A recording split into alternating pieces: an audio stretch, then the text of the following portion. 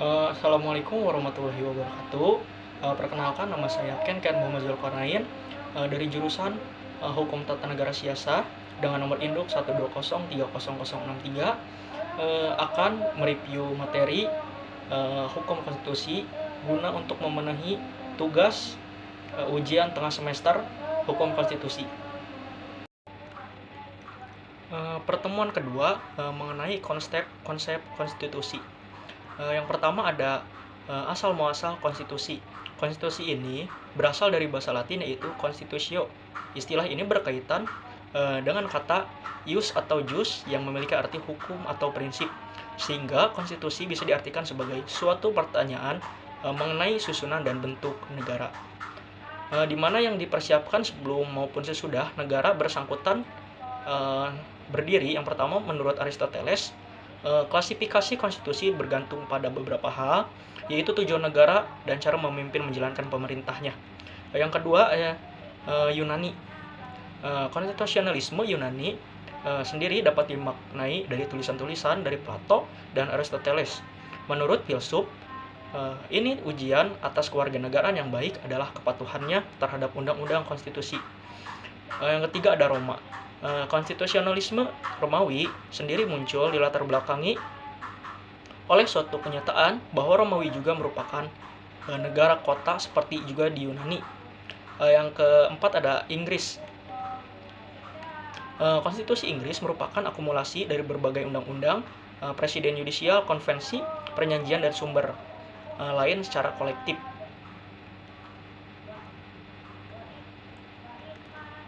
Adapun tujuan, fungsi, muatan, prinsip dasar klasifikasi konstitusi. Yang pertama ada tujuan, yang kedua fungsi, yang ketiga ada juga muatan, yang keempat ada prinsip dasar, yang kelima ada klasifikasi. Pada pertemuan ketiga yang membahas mengenai sejarah konstitusi. Sejarah konstitusi sebagai suatu kerangka kehidupan politik telah disusun melalui dan oleh hukum sejak zaman Yunani, dan pada saat itu telah mengenal beberapa kumpulan hukum. Yang kedua ada perkembangan konstitusi. Rule of law ada prinsip hukum yang menyatakan bahwa negara harus diperintah oleh hukum dan bukan sekedar keputusan pejabat-pejabat secara individual. Prinsip tersebut biasanya merujuk kepada pengaruh dan kewenangan hukum dalam masyarakat.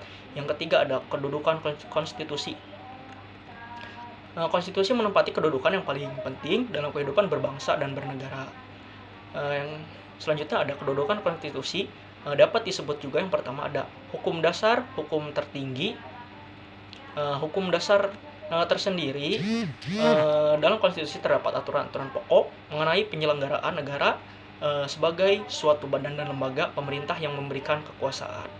Hukum tertinggi, konstitusi mempunyai kedudukan lebih tinggi dibandingkan peraturan lain yang ada dalam ketatanegaraan. Yang keempat ada documentary constitution. Yang pertama ada Piagam Madinah, selanjutnya ada konstitusi Amerika, konstitusi Prancis, konstitusi Spanyol, Norwegia, Undang-Undang Dasar Belanda 1814, konstitusi Italia, konstitusi Swedia. Selanjutnya lanjut ke pertemuan keempat. Pertemuan keempat ini tentang terbentuknya konstitusi. Latar belakang dari terbentuknya konstitusi UUD 45 bermula dari janji Jepang untuk memberikan kemerdekaan bagi bangsa Indonesia di kemudian hari. Janji tersebut antara lain berisi sejak dari dahulu sebelum pecahnya peperangan Asia Timur Raya, dari Nippon sudah mulai berusaha membebaskan bangsa Indonesia dari kekuasaan pemerintah Hindia Belanda. Proses terbentuknya konstitusi, yang pertama ada given, pemberian, atau dibentuk atas dasar pemberian dari seseorang penguasa. Yang kedua ada on purpose atau secara sengaja, yang sengaja dibuat oleh masyarakat, negara dan petinggi-petinggi negara dengan kesadaran mereka masing-masing. Yang ketiga ada revolution atau perlawanan, dibuat secara revolusi dan revolusi menetapkan konstitusi.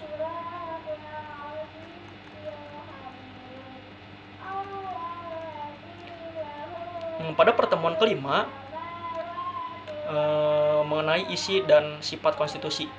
Isi konstitusi yang pertama ada menurut KCM Ware, dalam wacana politik, KCMUGIR membagi konstitusi ke dalam dua pengertian, yakni untuk menggambarkan seluruh sistem ketatanegaraan, suatu negara dan kumpulan berbagai peraturan. Yang kedua, menurut C.F. Strong, konstitusi dalam definisi Strong memuat tiga hal pokok, yakni prinsip mengenai kekuasaan pemerintah, prinsip mengenai hak-hak warga negara, dan prinsip mengenai hubungan antara warga negara dan pemerintah. Dr. Andes Asimbrianto, SHMH, dalam bukunya Teori Konstitusi mengungkapkan ada 6 sifat konstitusi, yaitu sebagai berikut. Yang pertama ada konstitusi luas, konstitusi tegas, konstitusi realistis, konstitusi idealis, konstitusi konservatif, dan keenam mengenai nilai konstitusi. Nilai konstitusi adalah nilai value sebagai hasil penilaian atas pelaksanaan norma-norma dalam suatu konstitusi dalam keyakinan praktik. Karl Weston membagi 3 tingkatan nilai konstitusi, yaitu nilai normatif, nilai nominal, nilai sematik. Pertemuan ke-7 mengenai perubahan konstitusi. Jika dalam sebuah nilai-nilai konstitusi sudah dianggap tidak relevan lagi, maka terdapat beberapa langkah yang dilakukan selanjutnya, yaitu perubahan konstitusi. Yang pertama, ada cara perubahan konstitusi. Revolusi adalah suatu gerakan yang menghendaki perubahan total terhadap perubahan negara dan konstitusinya. Perubahan arti dari kalimat tetap adalah penafsiran ulang terhadap konstitusi yang berbeda dari sebelumnya.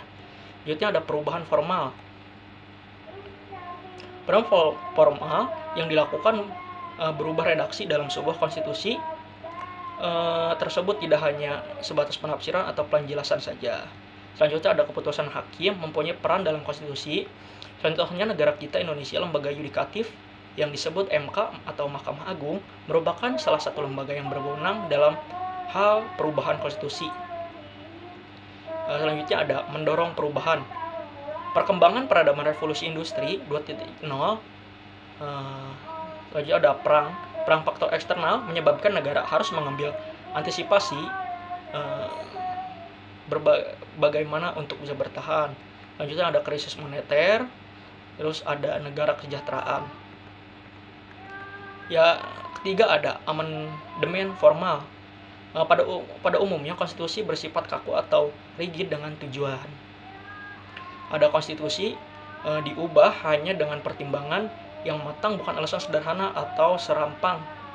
Selanjutnya ada rakyat diberi kesepakatan mengungkapkan pandangan sebelum dilakukan perubahan. Selanjutnya ada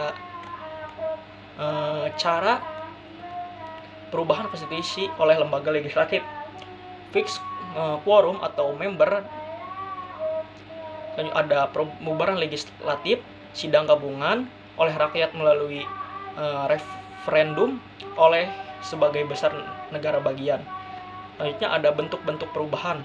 Fix quorum of member and qualified vote, yaitu penggantian renewal, merubah satu konstitusi dengan konstitusi baru, tidak menyisihkan sedikit pun bagaimana konstitusi yang lama atau perubahan total. Terima kasih. Mohon maaf bila ada kesalahan kata, pengulangan kata. Mohon dimaafkan. Assalamualaikum warahmatullahi wabarakatuh.